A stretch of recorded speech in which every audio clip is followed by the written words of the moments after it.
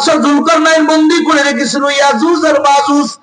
কোরআন কারীমে সূরাতুল কাহফের মধ্যে আল্লাহ পাক রব্বুল আলামিন বলেছেন, ক্বালু ইয়া যাল করনাইনি ইন্না ইয়াজুজা ওয়া মাজুজা মুফসিদুনা ফিল আরদ ফাহাল নাজআলু লাকা খরজান আলা আন তাজআলা বাইনানা ওয়া বাইনাহুম সাদ্দা।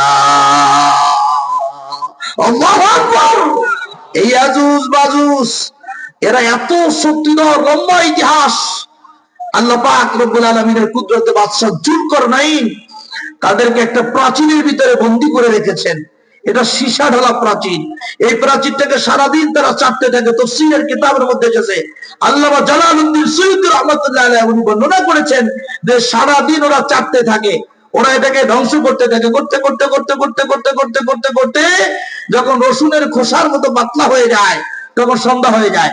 ওরা চিন্তা করে ঠিক আছে আমরা আগামীকালকে, এটা আর অল্প কিছু বাকি আছে, আগামীকালকে ফাটাইয়া দিনের বেলা বের হয়ে যাব। বাস সারা রাত অপেক্ষা করে, সকালবেলা উঠে থাকে গতকালকে যে মজবুত ছিল তার থেকে এখন বেশি মজবুত হয়ে গিয়েছে। সুবহানাল্লাহ বলে। এরকম করতেছে কিয়ামত পর্যন্ত করতে থাকবে, যতদিন পর্যন্ত আল্লাহ রাব্বুল আলামিনের হুকুম না আসবে। যেদিন আল্লাহর হুকুম আসবে সেই দিনটা ঠিক ওনারা আর এরকম বলবে না। সারাদিন যখন এই দেয়ালটাকে চাপতে থাকবে, এটাকে ধ্বংস করার জন্য চেষ্টা করতে থাকবে, শেষ যখন হয়ে যাবে, যখন বাদ দিয়া দিবে, তখন একজন বলবে শোনো আল্লাহ চাহে তো ইনশাআল্লাহ এই যতটুকুন বাকি আছে আগামীকালকে এইটাকে ফাটিয়ে আমরা দুনিয়ায় বের হয়ে যাব। আল্লাহু আকবার। আল্লাহর নাম নিবে, পরের দিন মোটামুটি ভাবে ধাক্কা দিলেই দেয়াল ফেটে যাবে, বের হয়ে যাবেন। ওরা দুনিয়ায় এসে পাপাচারের কাজে লিপ্ত হবে, গোটা দুনিয়া লয় প্রলয় করে দিবেন। আরব সাগরের ভিতরে চুমুক দিবে, এক চুমুকে প্রথম কাফেলা, যে কাফেলাটা প্রথম বের হবে, তাফসীরের কিতাবের মধ্যে এসেছে আরব সাগরে চুমুক দিবে, এক চুমুকে আরব সাগর শুকিয়ে যাবে। পিছনের জামাত আসবে, এসে আরব সাগরের ভিতরে নেমে যাবে, এক ফোঁটা পানি পাবে না। তারা আফসোস করে বলবে এই সাগরেও মনে হয় একটা সময় পানি ছিল, অথচ একটু আগে ওদের কাফেলা গেছে, তারা খেয়ে শেষ করে ফেলছে। চিন্তা করছেন এরা কত ক্ষুধার্ত। ঈসা আলাইহিস সালাম এবং ইমাম মাহদী তাদের ভয়তে পলায়ন করবে, জাবালে তুরি গিয়ে উঠবে, পুরো দুনিয়া লয় প্রলয় করে ফেলবে, সব কিছু ধ্বংস করে ফেলবে। এরপরে যখন ধ্বংস করার জন্য আর কিছু খুঁজে পাবে না, তখন আসমানের দিকে ওরা তীর ছুড়ে দিবে। আল্লাহর কুদরতে আল্লাহ পাক রব্বুল আলামিন ওদের তীরে একটু রক্ত মাখায়া দিবেন। ফেরেশতাদেরকে বলবেন ওদের তীরগুলা কালার করে দাও। কালার করে দিলে তীর আবার জমিনে ফিরবে। ওরা দেখে, ওরা অনুভব করবে আসমানেও যারা আছে তাদেরকেও ধ্বংস করে ফেলেছি, এখন জমিন আর আসমানের রাজত্ব আমাদের, আমরা ছাড়া আর কেউ নাই। এটা অনুভব করবে। ঈসা ইবনে মারইয়াম, ঈসা আলাইহিস সালাতু ওয়াস সালাম আল্লাহ রাব্বুল আলামিনের কাছে দোয়া করবে, আল্লাহ ইয়াজুজ আর মাজুজের যন্ত্রণায় আল্লাহ টিকতে পারতেছি না, খাবার নাই, পানি নাই, পাহাড়ের চূড়া থেকে আল্লাহ জমিনে নামতে পারতেছি না। রাব্বুল আলামিন এই শত্রু বাহিনীকে আল্লাহ তুমি এদেরকে ধ্বংস করে দাও। আল্লাহ পাক রব্বুল আলামিন ক্ষত রোগ নামে, কুষ্ঠ রোগ নামক একটা রোগ দিবেন, যেটা এখনো পৃথিবীতে উটের গায়ে আল্লাহ তাআলা দিয়ে থাকেন। এটা আসমানি একটা গজব। আল্লাহ করুণার যেমনি ভাবে পাওয়ার কমিয়ে দিয়েছেন, ওই রোগটারও পাওয়ার কমায়া রেখেছেন। আল্লাহ পাক রব্বুল আলামিন এই রোগটাকে বাড়ায় দিবেন পাওয়ার। পুরা ইয়াজুজ আর মাজুজের গা ছিলে যাবে, শরীরের গোশতগুলো খসে খসে জমিনে পড়ে যাবে। অল্প কিছু সময়ের মধ্যে তারা মৃত্যুবরণ করবে। দুনিয়ায় সব জায়গায় একটা আঙ্গুল রাখার মতো জায়গা থাকবে না যেখানে ইয়াজুজ আর মাজুজের একটা মরদেহ পড়বে না। তাফসীরের কিতাবের মধ্যে আসছে একটা আঙ্গুল রাখার মতো কোন জায়গা ফাঁকা থাকবে না যেখানে ইয়াজুজ আর মাজুজের লাশ পড়বে না। আল্লাহর নবী ঈসা আলাইহিস সালাম আবার দোয়া করবেন, আল্লাহ ও আসমানের মালিক, এত পচা দুর্গন্ধ, এই জমিন তো ব্যবহার অনুপযুক্ত হয়ে গিয়েছে, ব্যবহার করতে পারছি না। আল্লাহ এই জমিনের ময়লাগুলি, আল্লাহ মরকগুলিকে একটু পরিষ্কারের ব্যবস্থা করো।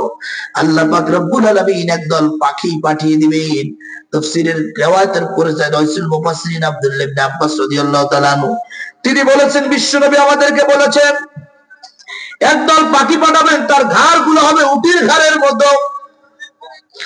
আল্লাহর কুদরতি একটা কূপ হবে, প্রত্যেকটা ইয়াজুজ মাজুজের লাশ ধরে ধরে তারা নিক্ষেপ করবে, জমিনের এই প্রান্ত থেকে নিক্ষেপ করবে, ওই প্রান্তে সেই গর্তের ভিতরে তারা নিপতিত হবে। পুরো জমিনের গন্ধ কমবে না। আল্লাহ পাক রব্বুল আলামিন যখন এই পাখিগুলা বলবে সব মৃতদেহগুলি আল্লাহ আমরা সরিয়ে দিয়েছি, তখন আল্লাহ পাক রব্বুল আলামিন একটা বৃষ্টি দিবেন। এই বৃষ্টি শুধু মৃতদেহের গন্ধ নয়, যত নাপাকি আল্লাহর জমিনের উপরে ছিল সমস্ত নাপাকিগুলি ধুয়ে মুছে একদম পুরা সাগরের দিকে নামিয়ে দিবেন। জমিনটা চকচক করতে থাকবে, কোন জায়গায় সোনার স্তূপ, কোন জায়গায় রূপার স্তূপ, কোন জায়গায় দামি দামি পাথরগুলি পড়ে থাকবে। ঈসা ইবনে মারইয়াম, ইমাম মাহদী আলাইহিস সালাম সহ মুসলিম মিল্লাতের কাফেলা জাবালে তুর থেকে তারা নামবেন, নেমে পুরো দুনিয়া শাসন করবেন। এমন একটা পরিবেশ হবে, গোটা পৃথিবীর ভিতরে একটা লোক মদ পান করার মতো থাকবে না, একটা লোক জিনা করার মতো থাকবে না, মিথ্যা কথা থাকবে না, সুদ থাকবে না, ঘুষ থাকবে না। অল্প কিছুদিন পরে ইমাম মাহদী দুনিয়া থেকে বিদায় নিয়ে চলে যাবেন। ঈসা আলাইহিস সালাতু ওয়াস সালাম শাসন করতে থাকবে, গোটা পৃথিবী শাসন করতে থাকবে। কিছুদিন পরে তিনিও দুনিয়া থেকে বিদায় নিয়ে চলে যাবে। আবার জাহিলিয়াত শুরু হবে, মানুষগুলি মুশরিক হতে থাকবে, মানুষগুলি বেঈমান হতে থাকবে। ইমানদারের সংখ্যা এখন যেভাবে কমে গেছে, ঠিক ওরকম সময় নর্তকীদের সংখ্যা বাড়বে অল্প সময়ের মধ্যেই। খারাপ লোক বেড়ে যাবে, পুরো দুনিয়া কানায় কানায় ভরপুর হয়ে যাবে। মুসলিম মিল্লাতের মুসলমান ইমানদারের লোক সংখ্যায় কমে যাবে।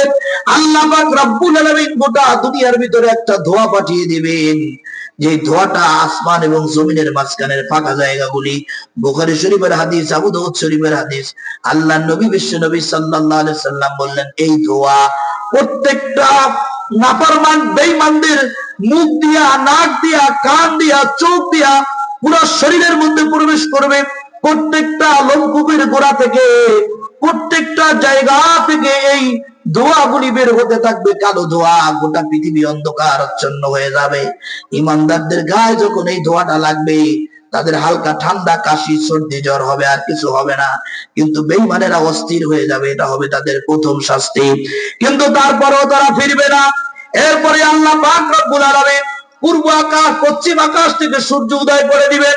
40 বছর পর্যন্ত পশ্চিম আকাশে সূর্য উঠে থাকবে, এটা আর অস্ত যাবে না। 40টা বছর পর্যন্ত মানুষ তখন পাগল হয়ে যাবে। তারা চিন্তা করবে, একটু কোরআনের দিকে ফিরে যায়, দেখি কোরআনে কি আছে। কোরআন খুলে দেখবে, কোরআন আছে, কোরআনের পৃষ্ঠা আছে, কিন্তু ভিতরে আর কালির হরফ গুলি, লিখুনি গুলি, আয়াত গুলি আর নাই।